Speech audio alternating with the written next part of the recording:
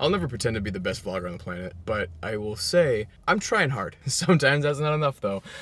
Welcome back. It is Wednesday, I think. Yeah, it's Wednesday. I think I've decided to do these vlogs kind of, weekly. When I try to like smash a bunch of stuff in the same day and kind of take you through, it just becomes wildly overwhelming. A few weeks ago, it was, we're going to go to the farmer's market and the gym and then to a jazz club or room or whatever it was.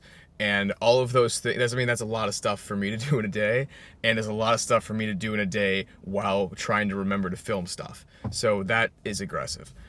So I think I'm going to do a weekly sort of a thing with some of the highlights. Just a reminder, the highlights aren't always highlights, it's just doing more stuff. For example, I'm on my way to the doctor's office. Now, I have been to like the 2 other doctors between now and last March, I think. Primary care doctor, an eye doctor, and now I'm going to go finally see an endocrinologist for diabetes.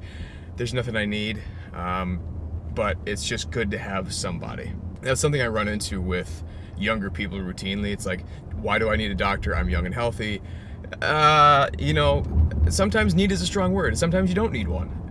But if you do, it helps to have somebody who knows who you are. I just had a bunch of labs drawn like 3 months ago. I'm not sure how much of that I need repeated. I'm really hopeful they have a point of care A1C. For those of you who don't know, an A1C is essentially a measure of how well your sugar has been controlled over the last 3 months. It's inexact, but it's pretty good actually. But the point of care one is a finger stick, which is like what I would prefer than to have a needle shoved in my arm. I've been doing it for, well, it'll be 28 years this August, and it still hasn't gotten better. I still hate it, like, a lot.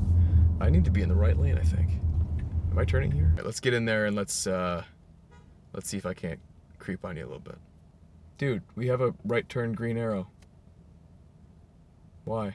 Well, if I ever go, I will try to take you with me. Oh, we're going. Neat. A little bit of proof that I actually do go to the doctor.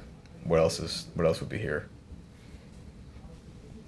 I don't have the money to buy a place like this. My A1C was better than I thought it was. I was just in Italy for 2.5 weeks.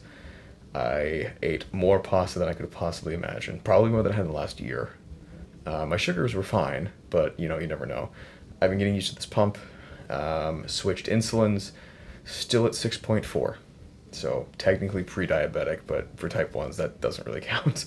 I've mentioned in previous videos that the lower it goes, the more likely I am to get hypoglycemic episodes.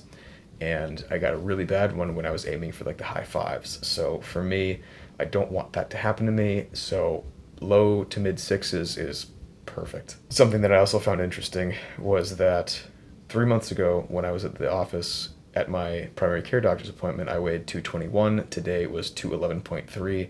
I didn't take a picture of it. I'm sorry. So I'm very happy with that.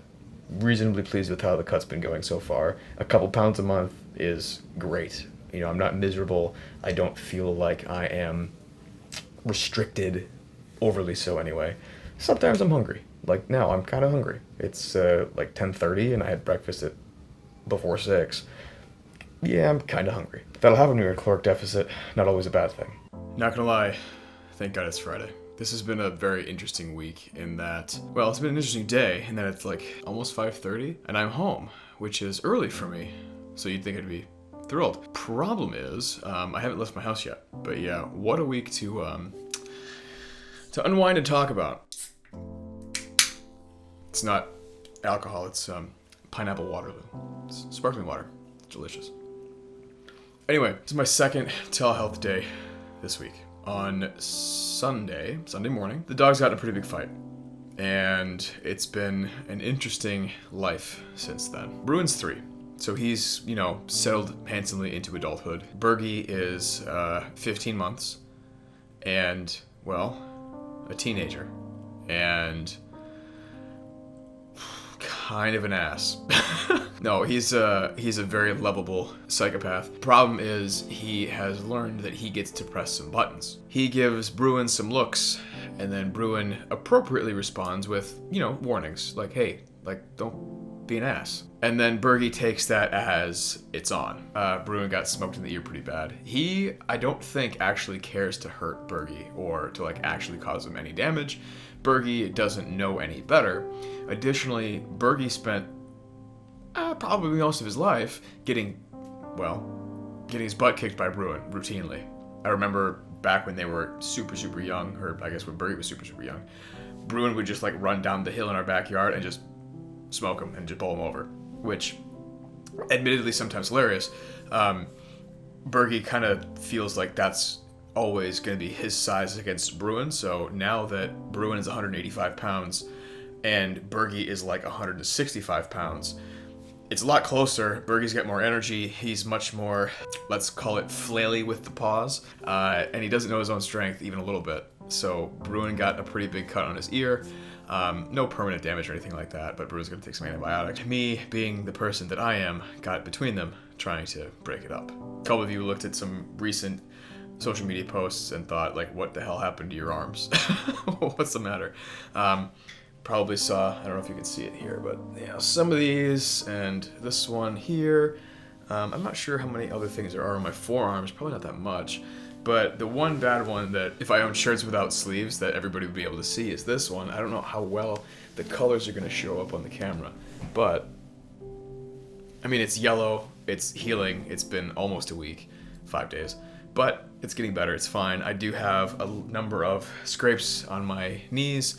I have a reasonably sized gash from a paw or somebody's claw down the back of my left leg. Afterwards, I was just kind of adrenaline going insane, and I was out of breath because I am 210 pounds wrestling one dog who is 185 pounds, who is actively trying to wrestle another dog who's 165 pounds. It was a lot. I'm not a wrestler. It was a lot. But what does that mean for us, and why the heck am I at home? Well, Bergie and Bruin are not supposed to see each other. The irony is, we had scheduled like behavioral training, because who doesn't want better trained dogs, I guess, for the week before that happened. Awkward scheduling issue, push it forward a week, so it started a day after the incident occurred. Can't catch a break. So Bergie and Bruin have been separated the entire time. They haven't really even seen each other. They've smelled each other, they've heard each other, but they really haven't seen each other. And I guess that's for good, because one weird look kind of screws everything. But I think they miss each other. I think they are both stressed. I'm hopeful that we'll be able to reunite them soon. The other problem is, if the dogs are separated, so too are the people. So it's been few and far between that Kira and I have spent any time in the same room together. And we are sleeping in different rooms. I am on the couch in the living room and she's in the bed. We are switching dogs every night so that no dog associates one person or one place with themselves. Kind of a pain, because Bergie won't walk up the stairs.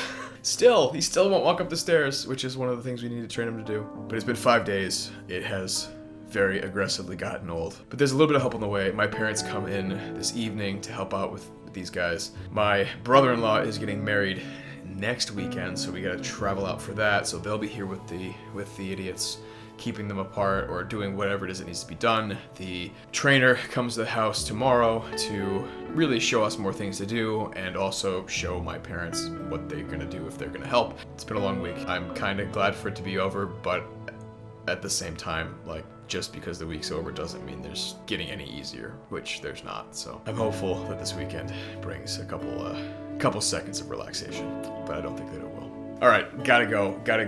I don't even know what I have to. Probably train the dogs. Yeah. Is my posture dejected? Because I feel kind of dejected. I hope you guys are having a better Friday than me. Okay.